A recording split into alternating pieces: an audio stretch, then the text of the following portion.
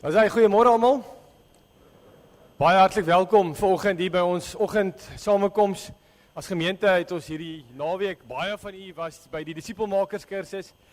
So is lekker om mekaar sommer weer te sien na 'n Vrydag en 'n Saterdag vol dag omtrent wat ons saam spandeer het aan die woord van die Here. Dit was wonderlik om so saam die dinge te doen.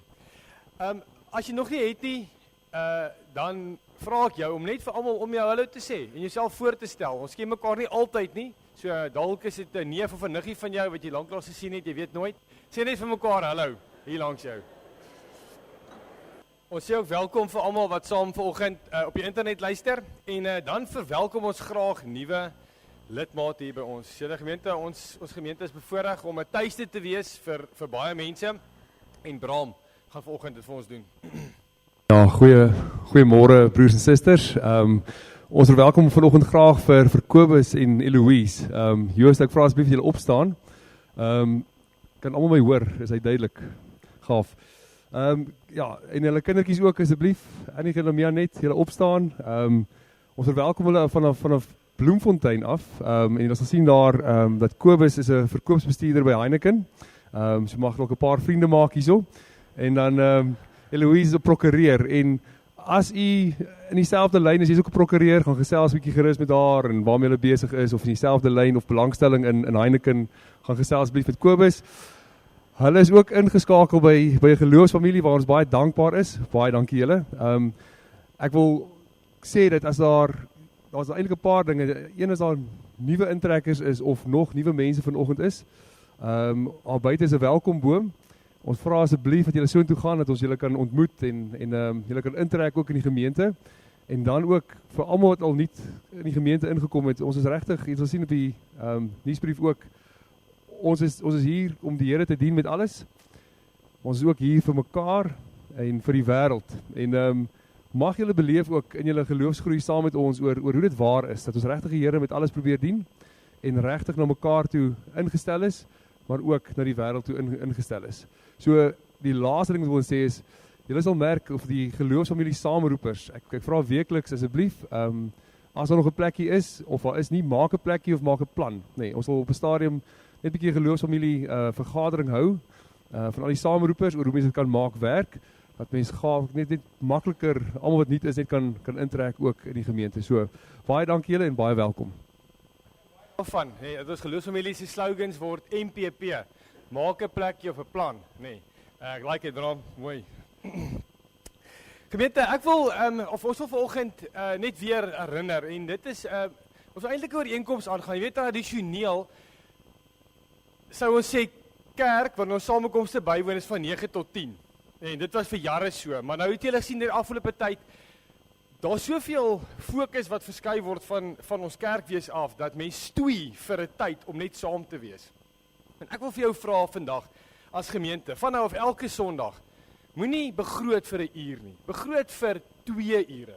Want as ons in 'n uur en 'n half klaar kry, dan het jy 'n halfuur geskort. Nee, verander jou raamwerk, want wanneer anders moet ons met mekaar goed deurkommunikeer, nee. Soos vanoggend, ons wil graag van die kerkraad se kant af terugvoer gee, kommunikasie. Dit was een van die dinge wat ons 2 jaar terug gesê het, val op die grond, is kommunikasie. En ons het hierdie kanaal geskep en gesê, Sondagoggende, kommunikeer ons wat in die gemeente aangaan met jou. So, ek weet die blaase en so is maar partykeer 'n storie, maar dan dink ek as jy fliek gaan kyk 2 ure, dan sit jy hom maar deur, nee. So, kom ons kyk dat ons verwagtinge oor ons samekoms net so bietjie rek, sodat die wat aanbied dit met vrymoedigheid kan doen en dat ons regtig kan lekker deurkommunikeer wat aan die gang is en veral wat die Here doen.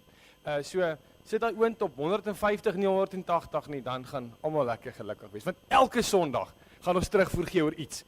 Sodat ons net dit met mekaar deurkommunikeer. Groot asseblief en dat die wat dan praat rustig kan praat. En ek kan jou beloof, elke ou wat hier voor staan en praat, wil dit so gou as moontlik doen, want ons respekteer jou tyd ook. Maar kom dit met mekaar ooreen. Dan wil ons vra, julle nou kyk gou om jou. Wat sien jy? Jy sien ou mense, nee, jy sien mans, jy sien vroumense, jy sien kinders, nee, oupas, oumas. Hierdie is 'n familiebyeenkoms. En dit maak dat ons 5 generasies baie keer in 'n samekoms bymekaar is. Maar nou weet jy, kinders is baie keer maar woelig. En ou mense, partykeer ouer mense, se konsentrasie moet hard fokus en ek moet ook hard fokus en baie keer hardloop kinders buite rond of in die erediens en maak geluide, dan sukkel mense om te konsentreer. Maar hoe hanteer mense dit nou? Want jy wil nou nie 'n glaskas daar agter bou en so half divisie veroorsaak nie. So hierso is die ding, die Bybelse manier is, kom ons neem mekaar in ag. Ouers met jonger kinders, neem die ouer mense in ag.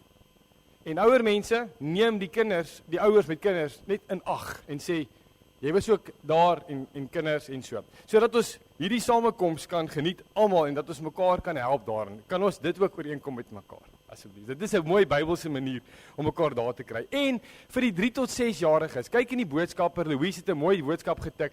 Daar's kleuterbediening wat jou kind op sy vlak bedien kan word. Net hier agter in klaskamer nommer 3. Stuur jou kind 3 tot 6 jaar soontoe. Dis 'n wonderlike geleentheid en daar's 'n mooi beriggie in die boodskapper ook daaroor, asseblief. Dan, julle sal sien in die boodskapper staan ook, daar was nou synode besluite gewees en Bram het sy beste gedoen om dit so goed te doen 'n paar sondae terug, om bietjie terugvoer te gee. En natuurlik is daar bietjie emosie daaroor. Maar die kerkraad is besig om daaraan te werk. En na die 18de Februarie gaan hulle bymekaar kom en weer bietjie verder dit uitpak en 'n eensgesindheid rondom dit 'n boodskap wil uitstuur ook na ons gemeente toe. So ons vra jou geduld daaromtrent. Dat ons kom ons wag ook net vir daai geleentheid asseblief. Net so 'n bietjie geduld rondom dit. Die laaste ding wat ons net wil deel voordat ons sal later weer 'n bietjie afkondigings doen. En dit is dat in terme van ons meelewing wil ons vanoggend meeleef met Hester Hatting. Julle sal sien dat sy was in ICU gewees en sy is nou in die gewone saal met gesondheid. En dan het ek nie geweet nie en ek voel so sleg want ek het die hele naweek tyd spandeer saam met hulle. Maar Elmarie Du Plessis se pa is oorlede. En Elmarie, ek het die hele naweek met jou spandeer. Ek het vanoggend eers die boodskapper gelees van ons gemeente se kant af. So jammer. En ons wil vir julle bid dat die Here julle sal gesond maak ook in hierdie tyd en daai gat sal vul, maar dat hierdie blomme ook sal help in daai proses. Ons wil vir julle graag die blomme gee.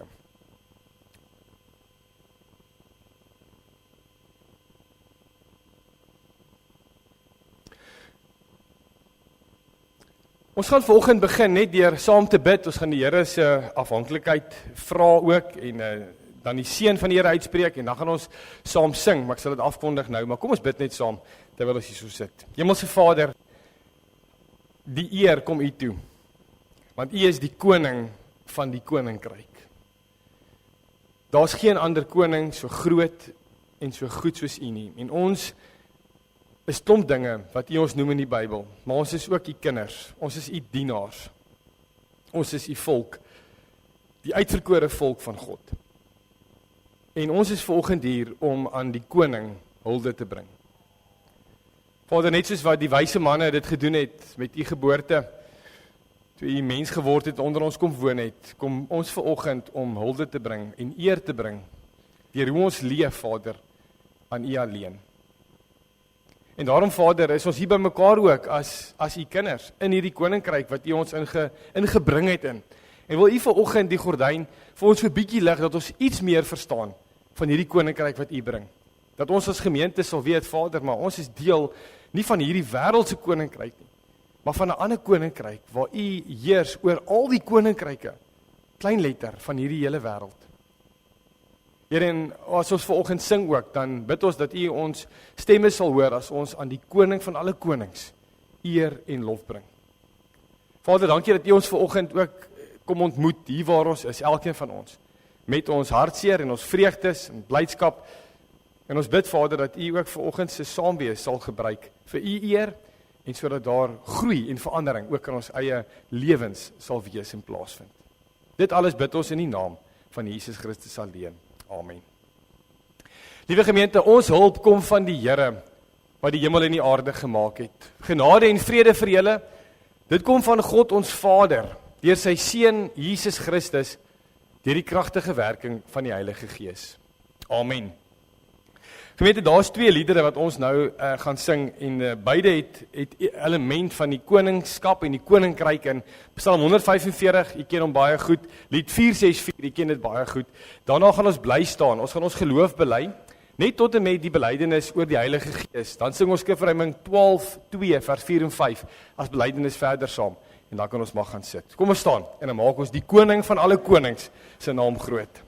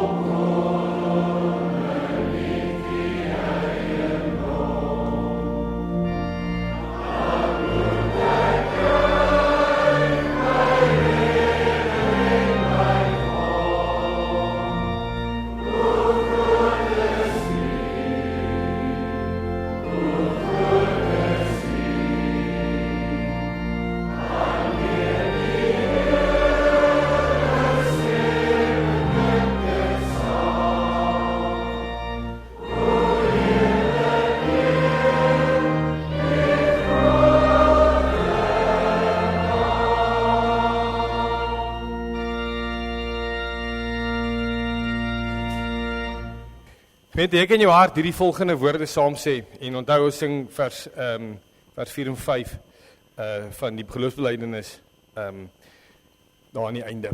Ek glo in God die Vader, die Almagtige, die skepper van hemel en aarde, en in Jesus Christus, sy enige gebore seun, ons Here, wat ontvang is van die Heilige Gees, gebore is uit die maagd Maria, wat gelei het onder Pontius Pilatus, gekruisig is, gesterf het en begrawe is, wat die angste van die hel tot in die dood toe ondergaan het, wat op die derde dag opgestaan het uit die dood, opgevaar het na die hemel en sit aan die regterhand van God, die Almagtige Vader, waarvandaan hy sal kom om die lewendes en die dooies te oordeel.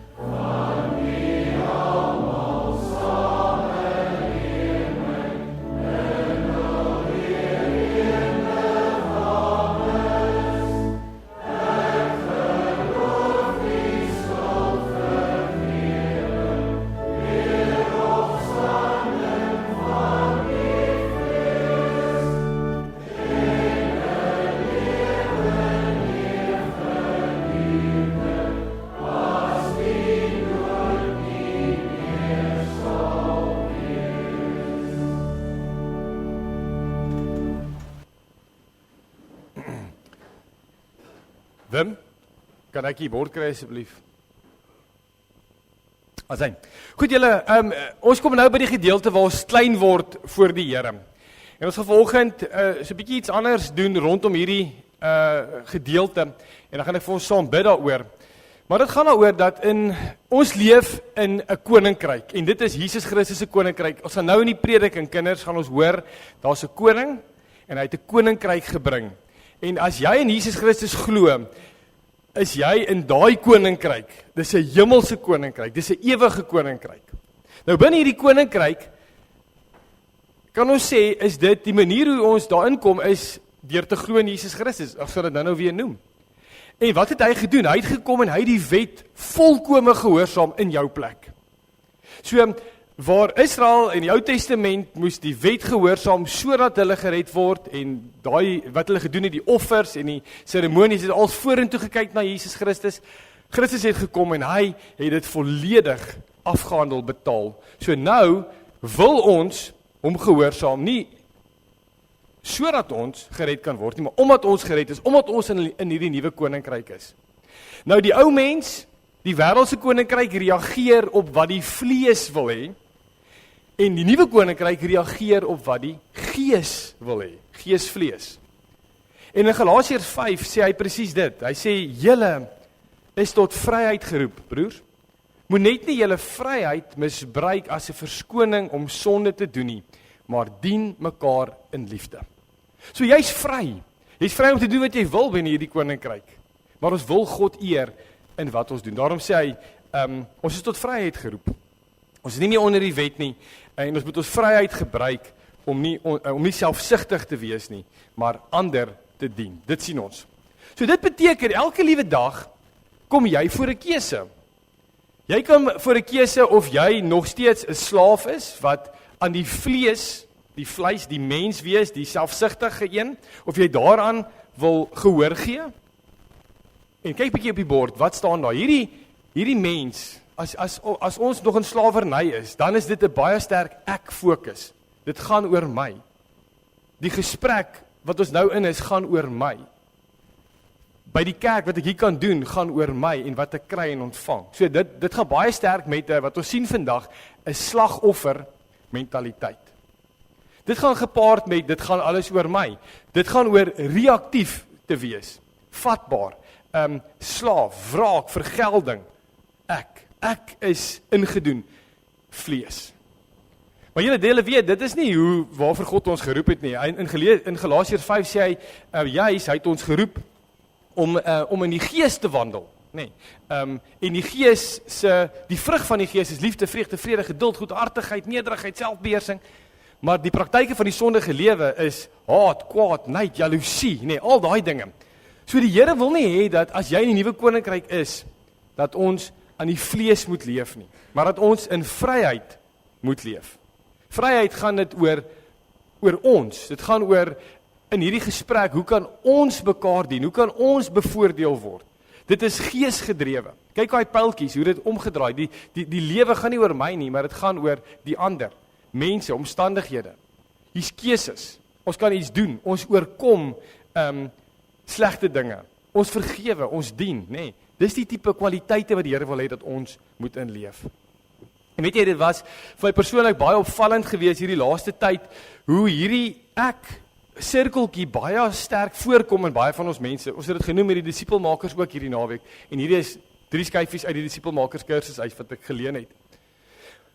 Maar ek wil vanoggend veral met ons jonger geslag mense praat. En ietsie sê oor hierdie selfsug wat ons baie keer optel. Ek wil net mooi hoor vanoggend. Ons stel op baie keer en mense het hulle koppe geknik hierdie naweek toe ons dit sê wat dit sê dis waar. Is wanneer mense in 'n gesprek kom met iemand, sê maar jy gaan na 'n braai toe. Baie keer dan gesels jy met mense en jy kuier en jy vra uit en jy stel belang en jy stel belang in daai persoon se lewe, maar as jy by daai braai wegry, weet daai persoon nie eintlik wat jou naam is of wat jy doen nie. Daar was net absoluut geen belangstelling om ook uit te vra in jou lewe in. En baie van ons jong mense doen dit en dit is opvallend hoe dit gebeur en dit het ouer mense ook beleef die vakansie. So hier is 'n bietjie iets wat mense optel en wat die Bybel vir ons sê, maar hey, waar leef jy? Vlees of gees? Is jy in die me circle of in die we circle? Want in die we circle dien ons mekaar en as jy nie uitvra nie, gaan jy nie weet hoe om te dien en waarvoor om te bid in mekaar se lewe nie. En dan kom Filippense, Paulus skryf dit, hy sê en dit sluit so mooi aan hierby. Hy sê aangesien julle die troos in Christus ondervind het, nê? Jy glo in hom. Hy het vir jou gesterf. Die aansporing deur die liefde, die gemeenskap deur die gees, die innige meegevoel en meelewing, maak dan nou my blydskap volkome deur eensgesind te wees. Een in liefde, een van hart, een in strewe. En hoor dan, hoe vra hy pleit. Hy sê asseblief leef in die we circle. Leef in die geesgedrewe. Hy sê moet niks uit selfsug of eersug doen nie. Maar in nederigheid moet die een die ander hoër ag as homself. Dis koninkrykstaal. Julle moet nie net elkeen aan sy eie belange dink nie, maar ook aan die van ander. Nee, so iets prakties uit die woord uit oor waarin ons leef en ons is tot vryheid geroep. So jy het 'n keuse. Waar gaan jy leef? Gaan jy selfsugtig leef en net aan myself dink? Of gaan jy ook aan ander dink? En ons gemeente se roeping is juis met die Here vir mekaar en uit na die wêreld. En hierdie mekaar gedeelte, as ons selfsugtig gaan wees, gaan ons nie dit regkry nie. En die hele wet word opgesom in juis liefde tot God en liefde tot mekaar, nê. As jy dink aan Matteus 22. So iets om oor na te dink en iets om onsself voor die Here te vooruitmoedig en selfs wanneer daai selfsug in ons lewe inkom, dan sê die Here, maar hy het ook daarvoor gesterf, as ons met 'n hart vol berou na hom toe kom. So kom ons draai bietjie die pyltjies om na buitentoe. Kom ons stel belang, kom ons dink nie net aan onsself en eie belange nie, maar ook aan die van ander. En dit is so 'n mooi praktiese gedeelte rondom die wet van die Here, wat opgesom is in liefde tot God, ons wil hom eer, ons is klaar gered, ons is in sy koninkryk, maar daar's ook ander mense in sy koninkryk, en dit gaan nie net oor jou daar nie, dit gaan oor mekaar. En kom ons maak dit opnuut 'n opregte fokus om daai pyltjies om te draai, dat ons nie meer in slawerny is nie, maar in vryheid. Maar in vryheid is ons in ons sirkel, in die sirkel van die gees, wat liefde, vreugde, vrede, geduld, goedhartigheid, nederigheid, goedheid en selfbeheersing kan uitleef. Kom ons vat dit na die Here in gebed. Hemelse Vader, dankie dat ons vanoggend ook uit die woord uit dit kan hoor. Dat U vir ons U wet gegee het, juis om te kan sê, maar dit is hoe ek wil hê julle moet leef, omdat julle gered is in hierdie koninkryk wat ek kom vestig het, wat U gebring het. Ons het daarvan gesing nou. En ons kom vanoggend, Vader, en ons sê dankie. Dankie dat U ook vir ons selfsugtigheid baie keer wat ons het, dat U daarvoor ook gesterf het.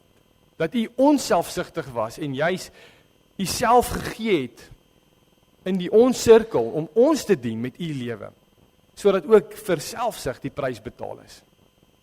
En dankie dat U vir ons in Filippense vanoggend kom herinner dat ons nie net aan onsself moet dink nie, ons eie belange nie, maar ook aan die van ander. En daarom word ons klein voor U Vader, want ons dink terug aan hierdie paar jaar, ons dink terug aan ons gesprekke en ons besef baie keer was dit oor my. Vader, mag ons ook hiervan 'n nuwe inkyk hê. En wil U deur die Gees ons ook herinner om ook na buite te kyk, om ook die pyltjies om te draai. Want hoe kan ons dien, hoe kan ons bid, hoe kan ons vergewe, hoe kan ons laste dra, as ons nie weet wat in ander mense se lewe aangaan nie. En op die manier gee ons ook uitvoering aan daai gebod wat U vir ons gegee het, die belangrikste gebod. Lief God en lief mense. Here, dankie dat ons dit na U toe kan bring. En ons bid, Vader, dat as ons nou ook inskuif om U woord te hoor rondom die koninkryk, wat U gebring het, wat U kom wys het, wat U wil hê ons moet uitbrei, gee vir ons die vermoë om dit te doen tot eer van U naam. En mag ons iets nuuts vanoggend leer, Vader, maar nie net 'n nuwe ding wat ons in ons lysie van kennis sit nie, mag dit ook in die praktyk uitgeleef word, sodat die koning van alle konings verheerlik sal word. Ons bid dit in die naam van Jesus Christus alleen. Amen. Gemeente, ons gaan vanoggend saam lees uit Johannes 18 uit.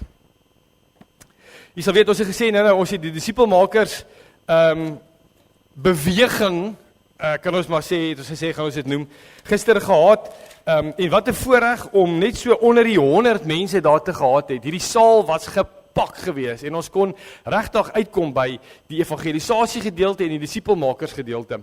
En vanoggend wil ons sê, maar hoe pas disipelskap in binne die koninkryk van die Here? En hoe het Jesus dit gedoen en wat vra hy van ons? Dit is waar ons vanoggend wil uitkom. En ons gaan inval in die skrif in Johannes 18 waar Jesus deur 'n reeks verhore gaan en die gedeelte waar hy oor Pilatus, waar hy voor Pilatus is, dis wat ons gaan lees vanoggend. En ons tema vanoggend is die koninkryk gebring, gewys en uitgebrei. Ons lees vanaf vers 28, dis waar Jesus voor Pilatus is, en tot en met vers 40. Toe het hulle vir Jesus van Kajafas af na die amptswoning van die goewerneur toegebring. Dit was die môre vroeg. Hulle het self nie in die amptswoning ingegaan nie, sodat hulle nie onrein sou word nie, maar die paasmaaltyd sou kon eet. Pilatus het buite na hulle toe uitgegaan en gevra, watter aanklag bring julle teen hierdie man in? Hulle het hom geantwoord, as hy nie 'n misdadiger was nie, sou ons hom nie aan u uitgelewer het nie. Pilatus sê toe vir hulle, vat julle hom en veroordeel hom volgens julle wet. Maar die Jode sê vir hom, ons mag nie iemand teregstel nie. Kinders, teregstel beteken die doodsvonnis gee, om iemand wat misdadiger is, wat die doodstraf moet kry. Net die Romeine kon dit doen. Dit het gebeur, sodat die woorde van Jesus vervul kon word, wat hy gesê het, toe hy aangedui het, op watter manier hy sou sterwe. Pilatus het toe weer in sy amptswoning ingegaan, en Jesus geroep en vir hom gevra, is jy die koning van die Jode? Jesus het hom toe gevra, vra u dit uit u eie, of het 'n ander dit vir u van my gesê? Ek is mos nie 'n Jood nie, antwoord Pilatus. Dit is jou volk en jou priesterhoofde wat jou aan my uitgelewer het. Wat het jy gedoen? Kyk hierdie woorde. My koninkryk is nie van hierdie wêreld nie, antwoord Jesus. As my koninkryk van hierdie wêreld was, sou my onderdane geveg het, sodat ek nie aan die Jode uitgelewer sou word nie, maar nou is my koninkryk nie van hier nie. Dan is jy tog wel 'n koning, vra Pilatus. Dit is soos hy sê, ek is 'n koning, antwoord Jesus. Ek moet oor die waarheid getuienis aflê. Hiervoor is ek gebore en hiervoor het ek na die wêreld toe gekom. Elkeen wat aan die waarheid behoort, luister na wat ek sê. Wat is waarheid? Sê Pilatus toe vir hom. En toe hy dit sê, gaan hy weer uit na die Jode toe en sê vir hulle, Ek vind geen skuld in hom nie. Maar julle is gewoond dat ek vir julle gedurende die Paasfees iemand loslaat. Wil julle hê dat ek die koning van die Jode vir julle moet loslaat? Hulle skree toe terug, nie vir hom nie, maar vir Barabbas. En Barabbas was 'n rower. Ons fokusgedeelte vanoggend is daai gedeelte waar Jesus sê, my koninkryk is nie van hierdie wêreld nie. As my koninkryk van hierdie wêreld was, sou my onderdane geveg het sodat ek nie aan die Jode uitgelewer sou word nie, maar nou is my koninkryk nie van hier nie. Dan is jy toch wel 'n koning, vra Pilatus. Dis soos hy sê, ek is 'n koning. Antwoord Jesus, ek moet oor die waarheid getuienis aflê. Hiervoor is ek gebore en hiervoor het ek na die wêreld toe gekom. Elkeen wat aan die waarheid behoort, luister na wat ek sê. Nou liewe gemeente, ons kyk vanoggend na hierdie 3 punte. Daar's 2 koninkryke wat ons hierso van lees. Ons gaan kyk hoe dit verskil. Ons gaan kyk hoe die koninkryk gebring en gewys is deur Jesus Christus self en wat die verwagting is oor hoe die koninkryk uitgebrei word. Dis die 3 punte waarna ons vanoggend gaan kyk. Nou, as jy die Bybel noukeurig gaan lees, liewe gemeente van Bellville Oos, dan sal jy sien daar's altyd 2 elemente wat teenstrydig is in die Bybel. Jy sal dit altyd lees, nê. Jy sal lees van lig en donker. Nederig en hoogmoed, ons het dit volgende gelees in Filippense 2. Die skape en die bokke, Matteus 25. Oud en nuut, ou lewe, nuwe lewe. Die smal pad en die breë pad, die waarheid en die leuen. Okay, jy sal dit altyd lees. En net so is daar in die Bybel ook net 2 koninkryke. En ons sien in die gedeelte wat ons gelees het, baie duidelik die 2 koninkryke en hoe dit verskil. En ek gaan nou vir julle sê hoe ons dit sien. Maar hier is die ding, hierdie 2 koninkryke kan mekaar nie verdra nie. En daarom as jy na Jesus se lewe kyk, sommer van geboorte af, dan sien jy hoe hierdie 2 koninkryke die hele tyd bots. Die hele tyd. Mense voel bedreig deur Jesus se koninkryk. Vat byvoorbeeld Herodes. Nee, Jesus se geboorte, wat het gebeur daar? Hy het al die kindertjies onder 2 doodgemaak, want hy het gehoor daar's 'n nuwe koning gebore, en hy voel bedreig. Wat maak jy? Maak dood. Vat byvoorbeeld die Joodse leiers, nê. Ons, deur al die evangelie, sien ons hoe bedreig hulle is. Die hele tyd soek hulle 'n rede om vir Jesus dood te maak. Die hele tyd. Hulle wil hom uitwis, en dan sien ons hoe hierdie spanning heeltyd bou, totdat hulle dit uiteindelik nie kan vat nie, en hulle vir Jesus in gevange neem. En nou is hy in 'n reeks onskuldige verhore. En hier is wat gebeur het. Kinders, het julle net so 'n bietjie mooi verstaan wat aan die gang is hierso. Die aanklag wat teen Jesus gebring is, was lastering vir die Jode. En natuurlik vir die Romeine het hulle gesê, hoor, hulle het gedink hier's 'n rebel op hande wat nou die koninkryk gaan oorneem en die Romeine gaan hom vergooi. So dis die aanklagte, en hy sê hy is God, hy is die seun van God. En volgens die Joodse wet is dit lastering. En lastering verdien die dood volgens die wet. Maar omdat die Romeine in bewind is, nê, en die keiser is die koning van daai tyd, kan slegs die Romeine mense ter dood veroordeel. En dit is hoekom hulle by Pilatus is, want hulle wil baie graag van Jesus ontslaa raak, en al wie dit kan die regmerkie gee daarvoor is Pilatus. Hy is die goewerneur, hy mag die vonnis voltrek. Maar dan sien ons die hele tyd, as jy dit gaan lees, hoe Pilatus eintlik probeer om 'n rede te kry om nie vir Jesus tereg te stel nie, want daar is eintlik nie 'n rede nie. Daar is nie 'n rede nie. Ons sien dit in al die gesprekke en al die evangelies. Maar totdat die Jode begin druk opsit het en gesê het, maar hoorie, Pilatus, as jy nie dit gaan doen nie, het hulle basies gesê, gaan ons vir die keiser sê. En Pilatus, soos ons dit reg verstaan, was bietjie onder druk gewees. Hy het al bietjie oor die lyne ingekleer. Hy is vir moeilikheid aangekla in Rome, so hy moet lig loop, anders gaan hy sy pos verloor. Dis die agtergrond. So hierso in Pilatus se woning sien ons dan hierdie 2 koninkryke regtig sterk uitspeel. In hierdie gedeelte van Johannes 18. Pilatus verteenwoordig die Romeinse koninkryk, ons kan sê die wêreld waarin ons leef, die stikkende wêreld. En Jesus Christus natuurlik verteenwoordig die koning van alle konings, nee, die koninkryk wat van alle ewigheid af bestaan en wat in alle ewigheid sal bestaan. Die wêreldse koninkryke kan ons sê in daai tyd die Grieke, die Egiptenaars, nee, waarskynlik Amerika vandag. En daar was nog altyd 'n botsing gewees tussen hierdie 2 koninkryke, en ons sien die verskille, denk sisteme, as jy dit twee bietjie langs mekaar gaan sit en sê, maar hoe dink die wêreldse koninkryk en wat sê die Bybel oor die koninkryk van Christus? En ek wil dit vir jou graag wys, hoe die twee koninkryke verskil. Dis tog deel van ons tema. En ek gaan dit so lyntjie vir lyntjie vir jou vat. Maar in God se koninkryk, dit soek God se eer, die skepper van hemel en aarde, maar in die menslike koninkryk, die wêreldse koninkryk, gaan dit oor die mens soek eer. En jy kan maar net na alle politici kyk, mense wat magshonger is vandag, ag, ons kyk hier nuus, BBC, Fox, ons SABC, as jy dit kyk net, ons sien dit. Nog 'n ding, in God se koninkryk gaan dit oor, hey, kyk wat kan God doen, maar in die wêreldse koninkryk gaan dit oor, kyk wat kan ek doen. Kyk bietjie weer die sirkels van nou, die me, we, ons ek, speel baie mooi uit hierso. Die derde ding is, dit bedink die ewige dinge, berge vir julle skatte in die hemel, nie op die aarde nie, as 'n voorbeeld. En in die wêreldse koninkryk gaan dit oor hier en nou, wat kan ek nou kry? Wat is nou die ding wat ek nodig het? Hierso regeer dit uit liefde, by die wêreld regeer dit deur geweld, mag en geld. Ouens wat dit het, wat sê iemand eendag, he who has the gold makes the rules. Nee, dis hoe dit in die wêreld werk. Jesus is koning in God se koninkryk, en in hierdie geval is die keiser die koninkryk, of in die wêreld, as ons in die ek-sirkel leef, is ek die koning van my lewe. En ons wil niks anders as ek myself as koning van my lewe hê nie. Daar sit een waarheid, en dis Jesus Christus. In die wêreldse koninkryk is daar baie waarhede.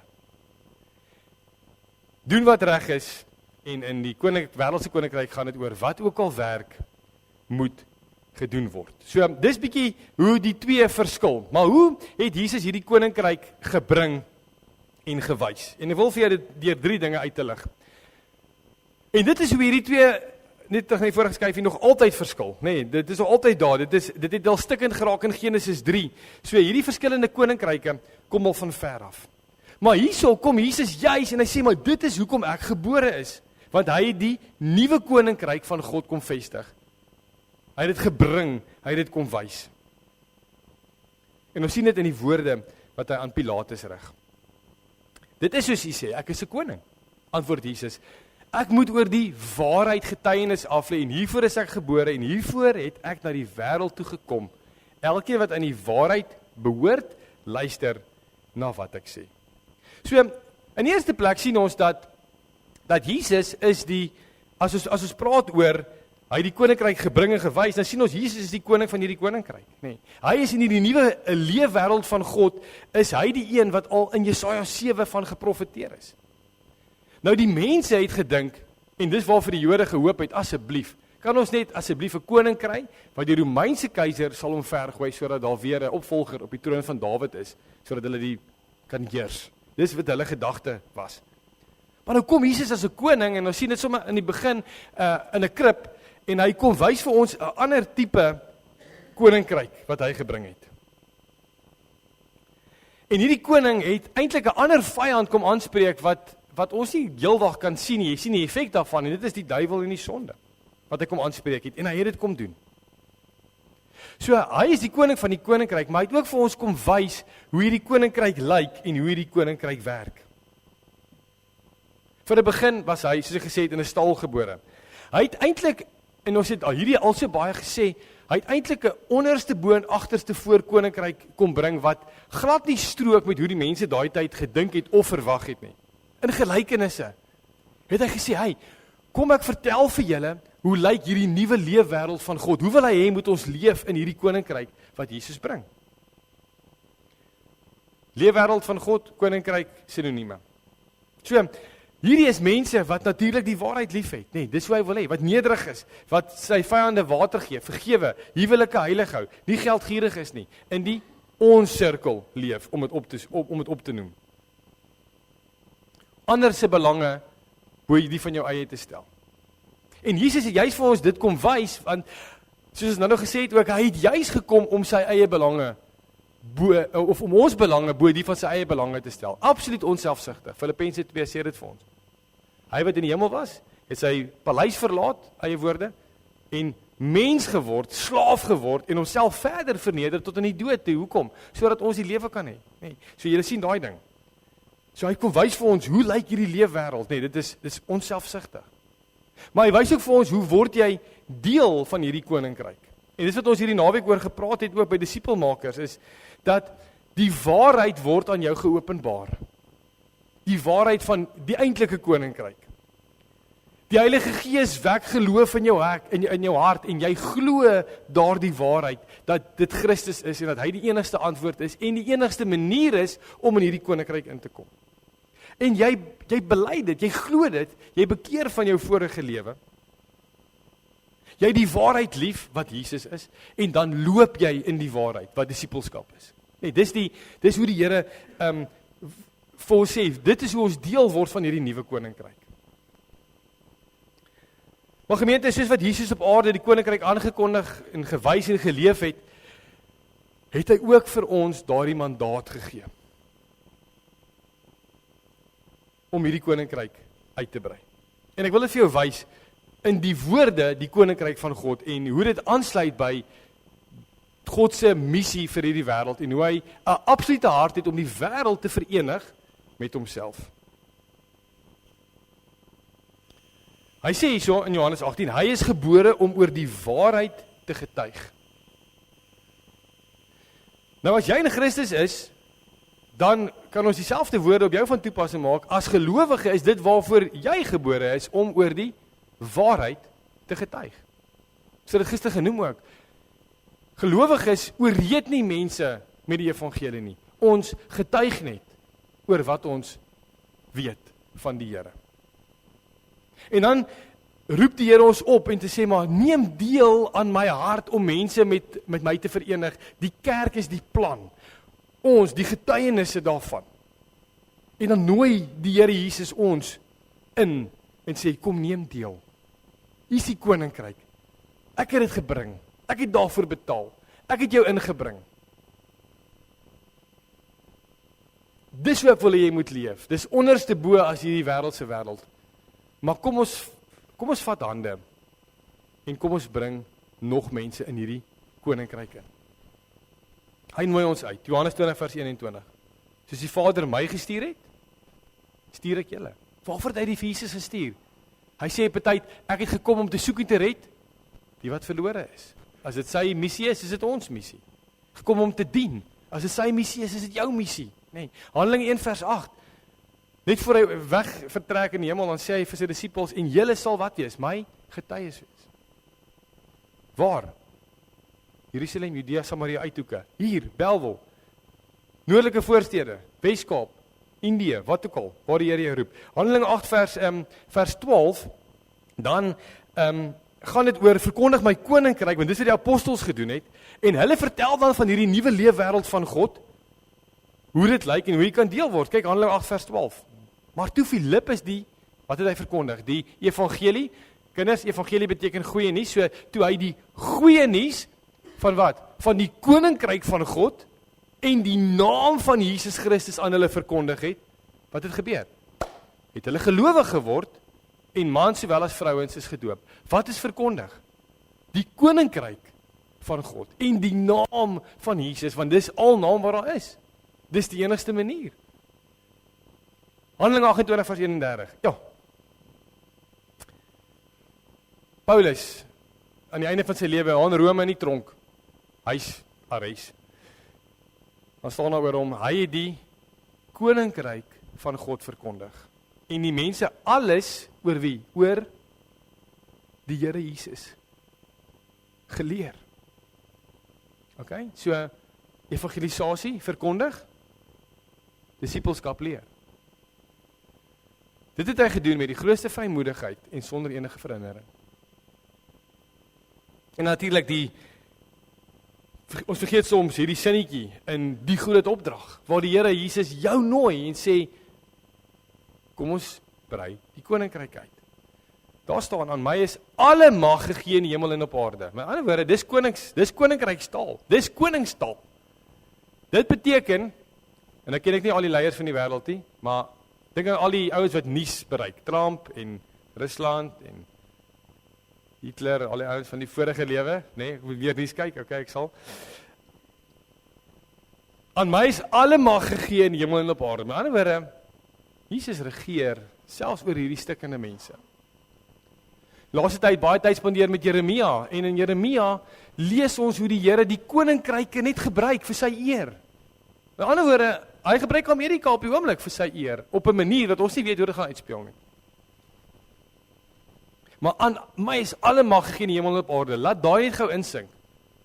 Die koning wat op die hemel sit, nooi ons en sê, gaan dan na al die nasies toe en maak die mense my disippels, okay? Dit is die evangelisasie gedeelte, nê.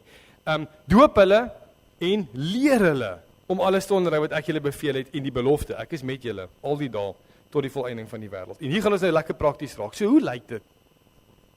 Jesus regeer as koning van die ware ewige koninkryk en hy ag jou genoeg om deel te wees van die koninkryk. Jy's geskik en om hande te vat.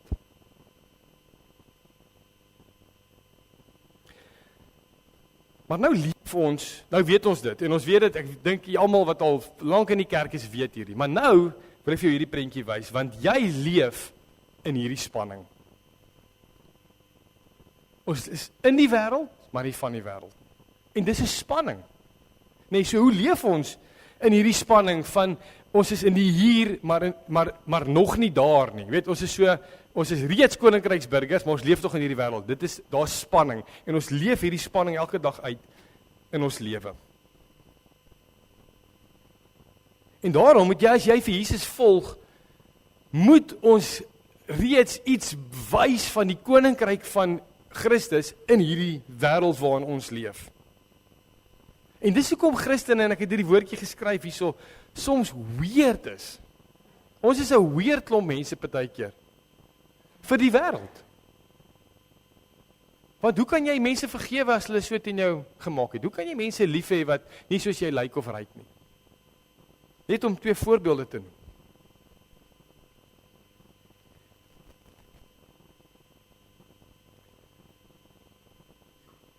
Maar ons moet mense leer en verkondig en saam deelneem aan die uitbreiding van die koninkryk, want hierso is die ding, want as die kerk nie die nasies gaan disipel nie, gaan die nasies die kerk disipel. Okay? Laat dit daar gou insink. As die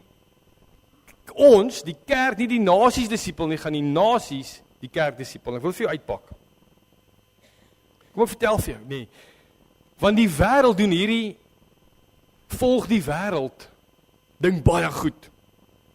Hulle is meesterlik in dit om ons te leer hoe die wêreldse koninkryk lyk en hoe aanloklik dit is en skuif jou fokus hiernatoe. Baie aanloklik. Vat iets soos huwelik en seks. Wat is die wêreldse siening van die huwelik en seks? Dit lyk baie anders as God se koninkryk. Vir die wêreld is dit iets wat jy doen en as dit nie meer lekker is nie, dan kan jy die opt-out knoppie druk. Toep, is klaar. En jy skuif aan volgende maat. Seks is iets wat jy doen volgens die wêreld wanneer jy wil, met wie jy wil, wanneer jy lus is. Maar in God se koninkryk is die huwelik heilig en in die huwelik is die geskenk wat God gegee het seks vir 'n man en 'n vrou. Nee, so nou begin jy so leef in hierdie as koninkryk in hierdie wêreld met hierdie oortuiging en mense gaan dink jy's weird. Hoekom? Maar nou disipel die wêreld ons en ons vra hoe? Wel, gemeente en verstaan mooi, ek kyk ook goeters en series en stream goed en alles wat lekker is en tydskrifte en so. Ek het ook 'n foon. Maar elke keer omtrent wat jy 'n reeks stream, disipel die wêreld jou. Wys hulle vir jou hierdie great wêreld. Tydskrifte op die media, nee. Die media en reekse doen hulle bes om vir ons kinders te wys hoe lyk 'n huwelik en hoe kan seks lyk. Met die beste tegnologie wat daar is. So nou lyk dit ook sommer ongelooflik. En dan dink ons staan 'n kans as ons vir ons kinders so nou en dan van Jesus sal vertel. Nee, die wêreld het regtig 'n agenda om ons weg te skeer van God en afvallig te word. En dis hoekom ons die nasies, die mense, die vriende net moet perspektief gee in hierdie. Jy is die wat perspektief bring by die skool. Jy is die wat perspektief moet bring daar by jou werk, nee, daar by die speelgrond, waar jy ook al rond beweeg, om te sê, hey, daar's 'n ander koninkryk, wat soveel beter is. En dis presies waar disippelskap inpas. Ouers, jy is juis 'n ouer.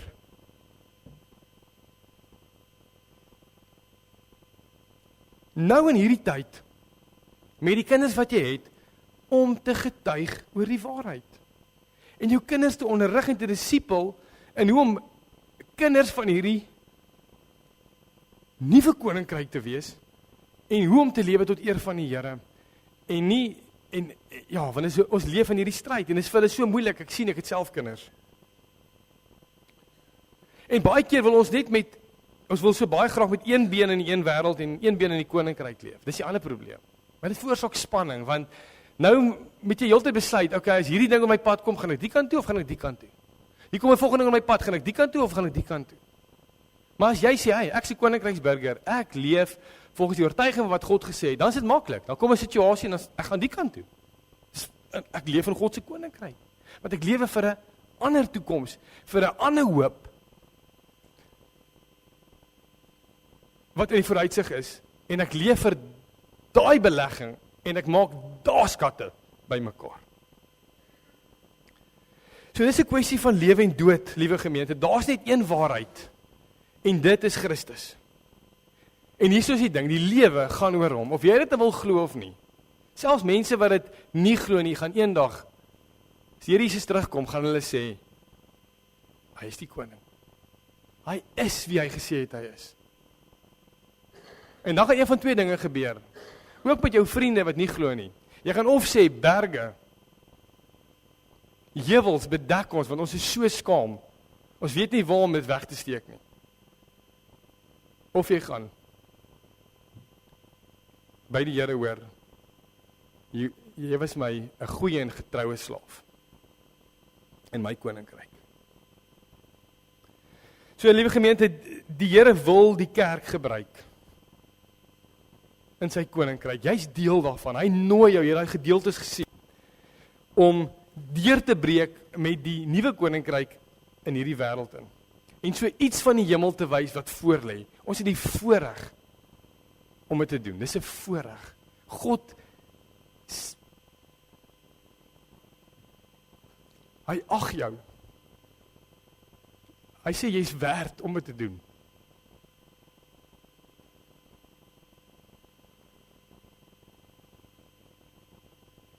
So mag ons met 'n nuwe ywer en 'n passie God se koninkryk verkondig tot hy weer kom, om alles te kom nuut maak en sy kinders vir ewig in sy heerlikheid op te neem. Want dis waar dit gaan, Johannes 17, dat ons Vader, dat hulle u heerlikheid sal ken. Amen.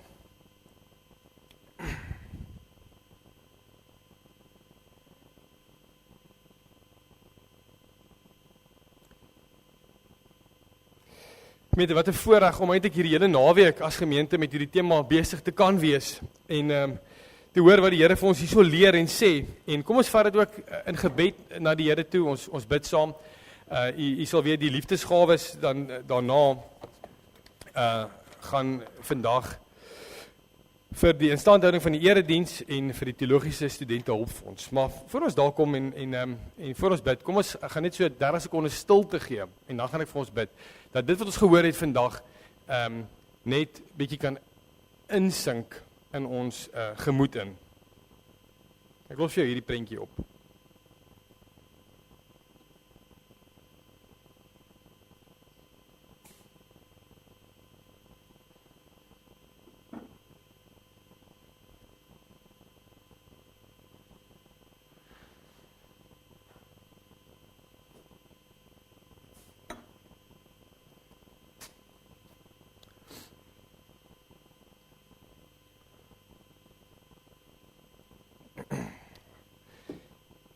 Hemelse Vader, U is koning, Heer oor die aarde. Dankie dat U ons goed genoeg ag om in die koninkryk te kan wees. Nie omdat ons so oulik of so goed is nie, maar omdat U seun ons inbring. Omdat hy goed is. En as ons glo in hom en ons lewe in sy lewe is en een is met hom, weet ons Vader dat U ons genoeg ag om daar te kan wees. Dankie dat U ons uitgenooi het vanoggend om saam U koninkryk uit te brei. Here, wat 'n voorreg om met die koning van alle konings te kan hande vat. En ons doen dit nederig, Vader, en ons besef ons maak baie foute baie keer. Maar ons leer. Ons leer. Here, maar ons wil ook mense leer, perspektief bring. En wil U ons wysheid gee vir elke liewe persoon wat ook nou sit, Vader, en worstel met hierdie spanning waarin ons leef, van die reeds en die nog nie, die koninkryk van die wêreld en die koninkryk. Ons moet besluite neem. Moet ons die kant toe gaan of daai kant toe gaan? Vader, U wil hê dat ons koninkryksgerigte besluite moet neem wat U eer. En mag U ons altyd deur die Gees lei om besluite te neem wat U eer en nie die wêreld eer nie. Vader, al lyk ons soms so vreemd vir die wêreld in wat ons dink en wat ons glo, mag U ons standvastig maak om net by U woord getrou te bly. Want daar's beloftes, Vader, van 'n lewe saam met U, om in die heerlikheid reeds te kan deel. En ons sien uit om dit volkome te kan ervaar en te kan beleef. Ons is die koninkryk wat ewig is, soos wat U ewig is. En U het vir ons U lewendmakende Gees gegee, dat ons vir ewig sal leef. Ons eer U net vandag daarvoor. Vader, wil U ons gemeente lei, ook na hierdie naweek, dat ons hierdie koninkryksperspektief en visie altyd sal hou. Dat ons saam met U sal loop en U Gees sal vertrou om deure oop te maak, om vir mense perspektief te gee, mense te leer, te kan getuig waar ons is, dat U is, daar is net een koning, en jy wil aan sy kant wees. Wat 'n voorreg, dankie dat U ons nooi, dankie dat U ons ag, om in die koninkryk te kan wees. Ons bid dit in die naam van Jesus Christus alleen. Amen. Liewe gemeente, lied 190, kom ons antwoord op dit wat ons gehoor het met hierdie lied, en dit is 'n lofsang natuurlik, want daar's 'n koning wat al ons eer vra, en hierdie lied bring dit so mooi deur. Ons gaan dit sing, ons gaan staan, die seën van die Here ontvang, en dan sien ons uit om in 'n paar minute net vir U evangelisasie en sending terugvoer te gee vandag, voordat ons lekker gaan koffie drink daarna, en katekisasie gaan hê. So kom ons staan, en ons maak die Here se naam groot.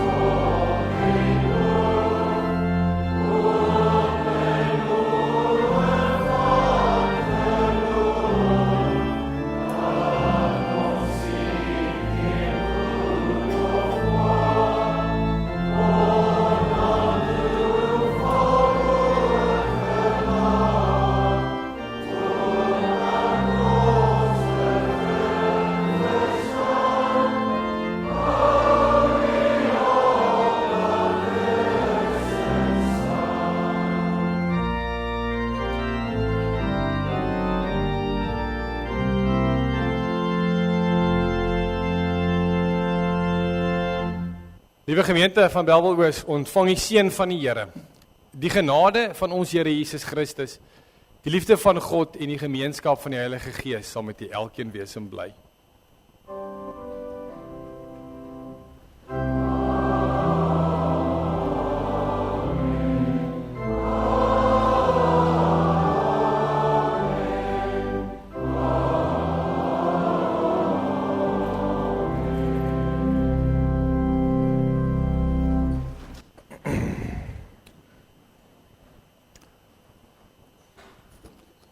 Gemeente, kom ons gee net geleentheid vir 2 afkondigings nog en dan wil ons graag terugvoer gee oor dit wat die Here alles doen in ons gemeente met projekte en ook in die sendingveld.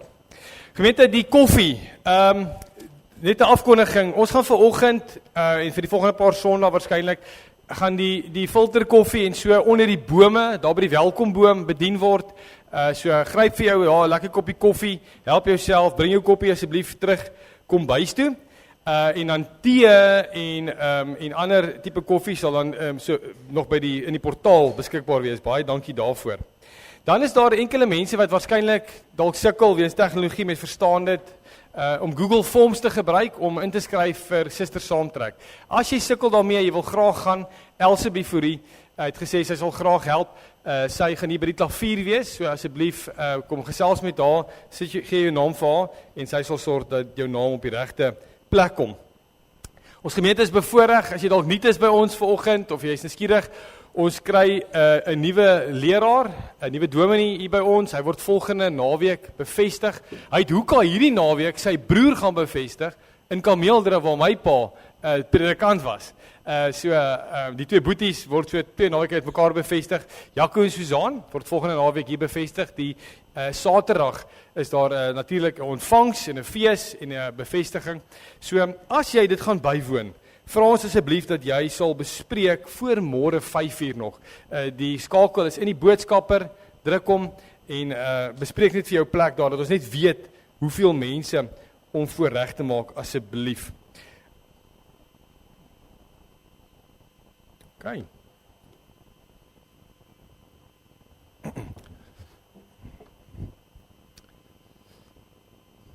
Wim, kan ek die bord kry asseblief? Onder. As hy werk, hoop hy werk.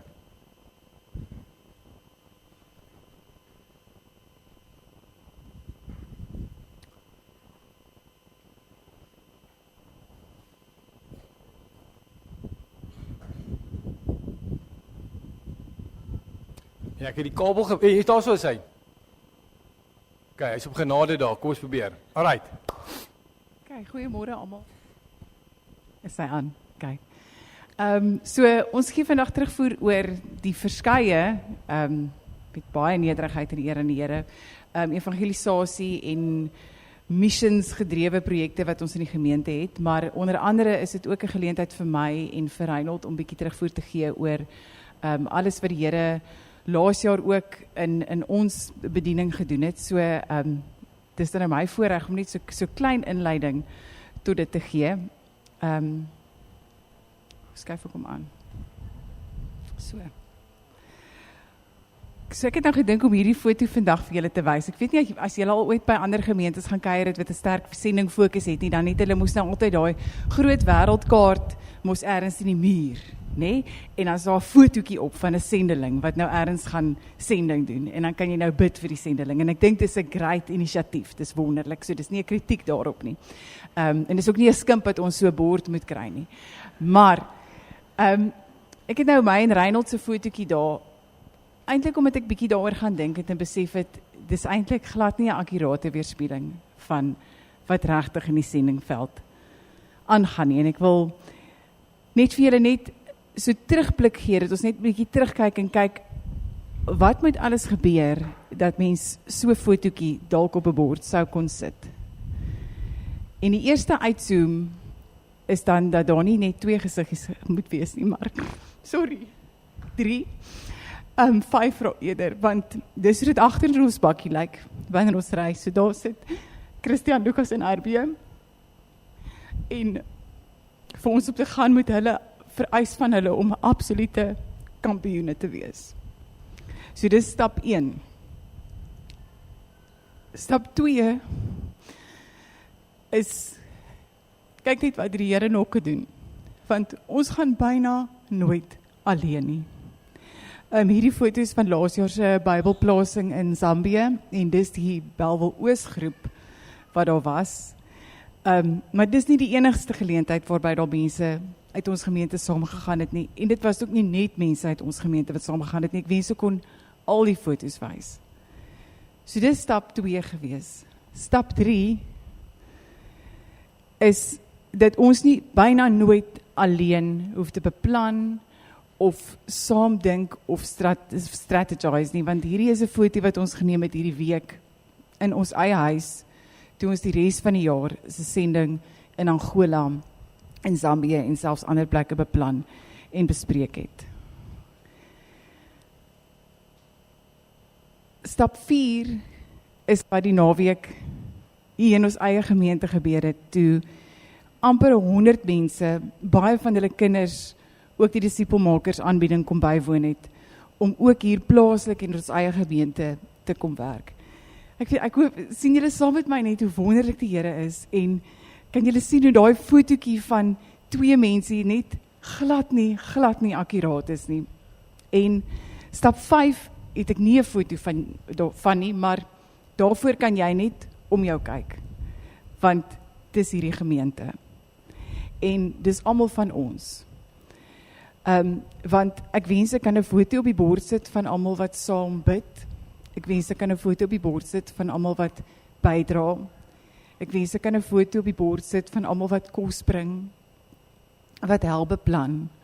Maar ek kan nie, maar dit almal sit hier. So hierdie is die hande en die voete, en ek dink die beste manier om dit te demonstreer is, laas jaar was die Efesiërs 3 'n skrifgedeelte gewees waarmee ek en Reinhold baie pad gestap het, en veral die gedeelte wat sê, ons sal weet hoe wyd, hoe ver en hoe breed die liefde van Christus sal strek. Maar toe ek nou moes dink aan wat ek vandag wou deel, toe is dit 'n paar verse aan, want ek dink dit sal my gebed ook wees, om net die Here te eer vandag, en om te sê aan hom, wat deur sy krag wat in ons werk, en dis ons, magtig is om oneindig meer te doen as wat ons bid om dink. Aan hom kom die eer toe, in die kerk, deur ons verbondenheid met Christus Jesus, deur al die geslagte heen, tot in alle ewigheid.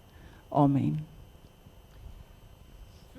Soos weet jy nou gesê, deel van ons bedieningswerk is ook in die gemeente en by die bestuursouderlinge koördineer ons die evangelisasieprojekte ook. En ek wil vanaf jou vertel wat in ons gemeente aan die gang is, voordat ons dan verder gaan en sê, okay, maar wat het gebeur laas jaar en waarna kan ons uitsien hierdie jaar? En dan is ons klaar, dan gaan ons 'n koffie drink en katekisasie doen. So, by die evangelisasiediensgroep is dit die dinge wat ons befonds vanuit die Koninkryksfonds en waar baie mense in ons gemeente saam bid en saam help. Daar's Caritas.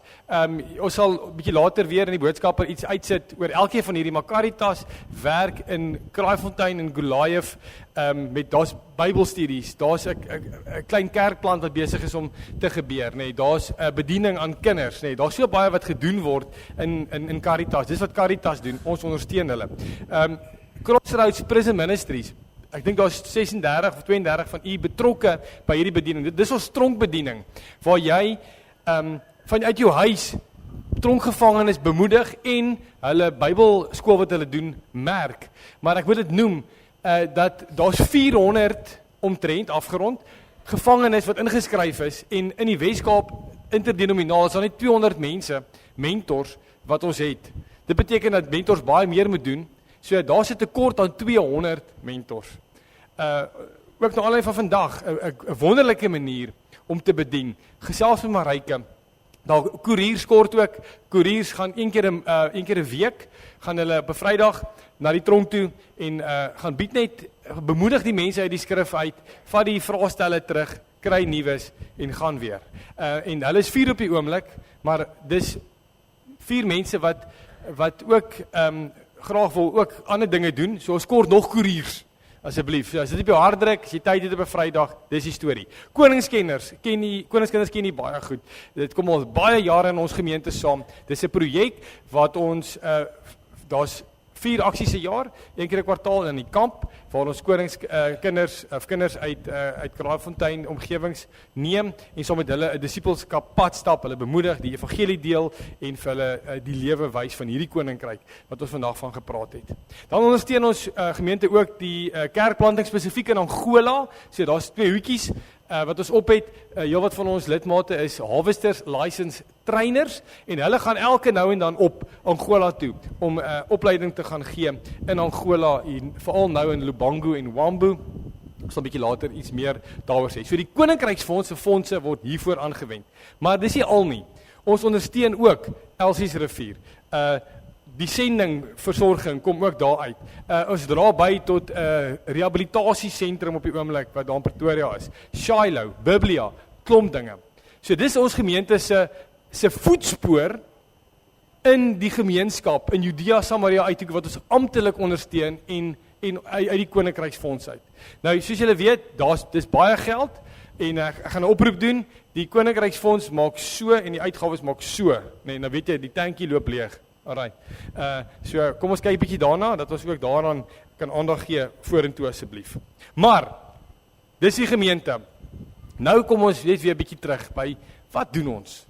Wat doen ons waar wanneer ook in terme van die sending. Dit was nou ons evangelisasieprojekte in die gemeente, maar nou is ons weer terug by die sending wat Wiekie inleiding van gegee het. En ons is betrokke by 3 plekke, Harvesters, Crossworks en dan Bellville Oos. En ons het gesê hierdie is ons bediening. Met ons bedoel ons julle, die gemeente, dis 'n spanpoging. Wat gebeur by Harvesters op die oomblik? Nou ja, die hele gemeente, die gemeente vir die wat nie weet nie, het my gestuur as sendeling, en ons het hande gevat met Harvesters. Harvesters is 'n kerkplantingsbediening. Ons mission in die lewe is ons sê Harvesters is a Great Commission movement that rapidly plants and multiplies churches through evangelism, disciple making and training of leaders. Ons kan sê, ons poog om in elke rural area in die lande wat die Here vir ons gegee het as gemeente, waardeur hy my gestuur het, om 'n kerk te plant in daai area en 'n dominee of 'n pastoor op te lei met ons Bybelskool vir daardie village. Dis ons hart, dis ons visie en dis wat ons dryf op die oomblik. Hoe doen ons dit? Ons leer huidige pastore hulle gemeentes om te evangeliseer, om 'n kerk te plant, om disippels te maak, om iemand te nomineer en te kies wat die roeping het om 'n pastoor te wees, vir daai ou deur 'n 4 jaar teologiese opleiding te sit en in daai gemeente wat geplant is te vra om weer te plant. Dis ons model, dis hoe ons werk. Hier is die boeke wat ons gebruik om dit te doen, 7 of 8 boeke wat ons gebruik, en ons bedien in Sentraal-Afrika. Dis die streek waarin ons bedien. Môre middag 4:30 of 4:30 vlieg ek DRK toe, om met die leiers te gaan tyd spandeer daar. Maar hier's 'n mooi kaart van waar ons werk op die oomblik. Hier sal sien, ons werk in Malawi, Zambië, Angola, DRK, en ons het Sentraal-Afrika Republiek ook 'n voetspoor in. Ons bring daai mense oor in DRK, want dit is onveilig om daarin te gaan. So ons bring hulle oor en ons lei hulle op in Gemena, wat heel bo daar in Bangui, daar in daai omgewing sit hulle. En ons bring hulle oor en ons lei hulle daar op. Maar hier is ons voetspoor in Afrika en Sentraal-Afrika. Is ons op die oomblik by 33 opleidingspunte waar 20 tot 300 pastore opgelei word. 2 keer 'n jaar. Nou jy kan verstaan hoekom ons sê dis 'n spanpoging, want ons doen dit verseker nie alleen nie. Daar's ander mense wat ons help, daar's local ouens wat ons help, daar's nou in DRK mense wat opgaan volgende week en fase A gaan aanbied, want my visum verval. So ons gaan nou eers weer 'n bietjie later. En 'n visum is duur, dis R8,000 vir 'n visum vir 6 maande DRK toe, nee. Die goed kos baie geld. Hier's wat laas jaar gebeur het in die verskillende lande. Gaan net vir jou dit noem, ons het klomp opleidings gedoen in verskillende lande. Die eerste 6 maande was bietjie stadig. Fondse was bietjie 'n probleem by Harvesters, maar die Here het weer voorsien. Die deure is oop, soos hulle noem, die groot eksodus het weer gebeur, nê. Al die manne hardloop nou weer die hele wêreld vol met die opleiding. Maar ek wil hierdie vir jou wys.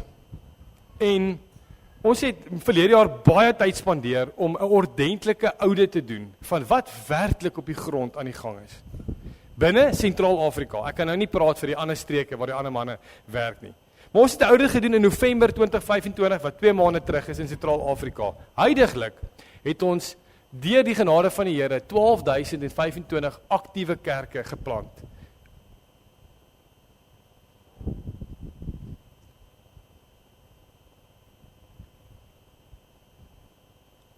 3352 huidige pastore wat ons leer om ander te leer. Ons hele beginsel is 2 Timoteus 2 vers 2. Wat jy my vir baie getuies oor verkondig het, met jy oordra aan betroubare manne sodat hulle ander kan leer. So daar's 3352 van hulle in opleiding en dan 8876 studente pastore wat op die oomblik die opleiding kry. En hulle moet boeke kry, hulle moet kos kry as hulle by die opleiding is, koördinering, dis wat ons voor verantwoordelik is. So as ons nie reis nie, is ons besig om hierdie dinge te koördineer vanaf hierdie rekenaartjie en my selfoontjie aan die huis. Goed, dis Harvesters. Nou ons het al vir u gesê gemeente dat voor Harvesters het die Here ook op ons hart gedruk om 'n trust te begin of 'n PBO, 'n Public Benefit Organisations, en ons Crossworks. So saam met dit, weet jy kan nie net Jakobus sê, wys vir my jou geloof uit jou werke.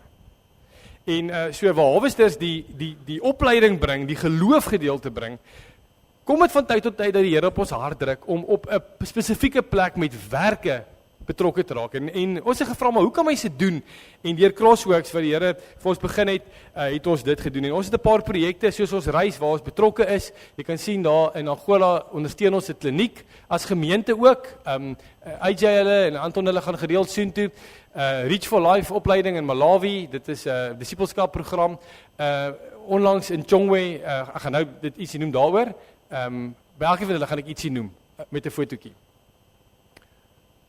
So die kliniek, ons ondersteun hierdie kliniek, mediese middele, dit gaan maar skraps. Die Seeling het my gebel, 2 weke terug gesê, al die medisyne is klaar, en Angola ondersteun hulle nie, en die paaie is sleg om aan te kom nie. So ons probeer om te kyk hoe ons hulle kan ondersteun, en dis weer in 'n spanpoging. Verlede jaar einde, op 'n plek waar ons opleiding gee, kon ons deur die genade van die Here 'n boorgat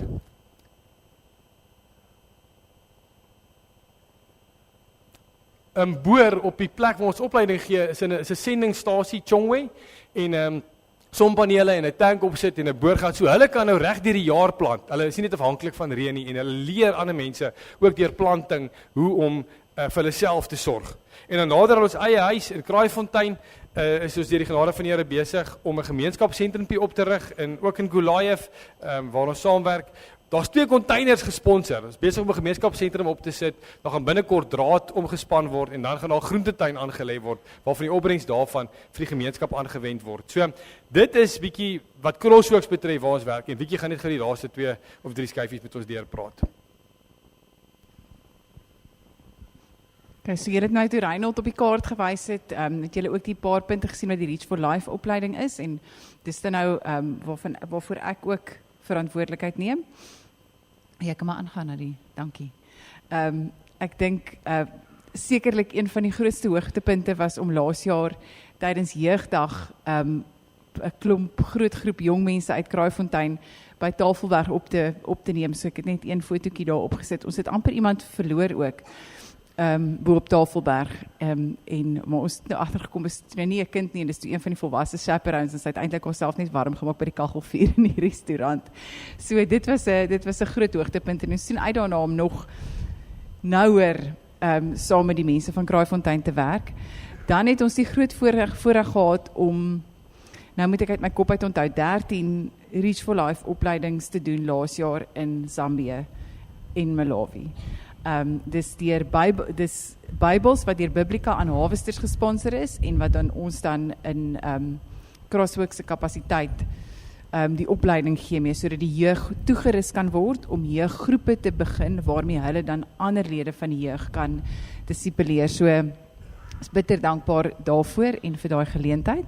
En dan wat nou voorlê in 2026, wil ek nou net, dalk moet ek gou dit sê, ons sal nou die skyfie wys, maar die Here het, tot dusver het ons Reach for Life opleiding gedoen in die lande waarin Reinhold werksaam is vir Harvesters, en ons was nie altyd seker waarheen die Here ons gaan lei met Reach for Life nie, maar hy het op wonderbaarlike maniere vir ons einde laas jaar deur opgemaak in die Weskaap, in Kraaifontein en ook in die Koue Bokkeveld in Ceres omgewing, en ek het 2 weke terug Het ek deurgery en ons eerste opleiding daar gaan aanbied, Jana Forrie het saam met my gery en wat 'n ongelooflike voorreg om tussen ons eie mense hier op plaaslike bodem die opleiding te kan gaan doen. En nou het ons die bittergroot voorreg om die 7de Februarie terug te gaan soontoe, na die skooltjie Boy Miller Primêr. Daar's net 180 kinders in die skool, graad 7 tot 9, en ons gaan daar met hulle 'n groot kick-off doen, 'n groot aktiveringsgeleentheid om Reach for Life eerstens in hulle skool te begin uitrol en dan as die Here wil in 10 ander skole in die Koue Bokkeveld. Dit is ons beplanning. So hierdie is dan nou ook julle uitnodiging. Mense kry min geleentheid om saam te gaan as jy nie bitterlik ver hoef te ry nie, maar Saterdag 7 Februarie, as jy lus is om saam te kom, laat weet my, dan maak ons dit 'n uitreik, ons gaan kuier saam met die mense, ons gaan boereworsrolle braai op die rugbyveld, ons gaan hulle bemoedig en ondersteun, ons gaan nog 'n bietjie opleiding doen, so kom gesels asseblief saam met my, of met my, as jy wil saamkom, bring die hele gesin. As jy nie kan saamkom nie, is jy welkom om te help deur 'n Bybel te skenk. So, ek het nie geweet hoe ek het gaan doen nie. Hierdie kinders kort Afrikaanse Bybels, die Reach for Life Bybel is ongelukkig net in Engels beskikbaar. En ons het so min geleentheid om ontslae te raak van al daai ekstra Afrikaanse Bybels wat lê. Almal wil altyd as ons Bybelplasingsreël dan sê hulle, maar dis so ironies, so baie Afrikaanse Bybels by die huis, maar nou kan dit vir niemand van enige nut wees nie. Maar hier is jou geleentheid. Ons het 180 minus 4, 176 nodig. Ons het 4 gekry al. So, as julle wil saambring volgende week Sondag, ek sal hier wees. Moenie die lelikste Bybel in jou huis bring nie, bring die beste ene.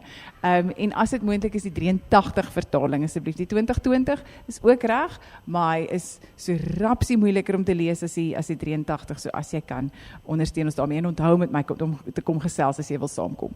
Dan nog 'n uitnodiging, vir die jaar is daar 'n Bybelplasing wat ons reël in Julie maand, 3 tot 17 Julie in Angola weer. Ons het 5000 Bybels gekry van Biblica.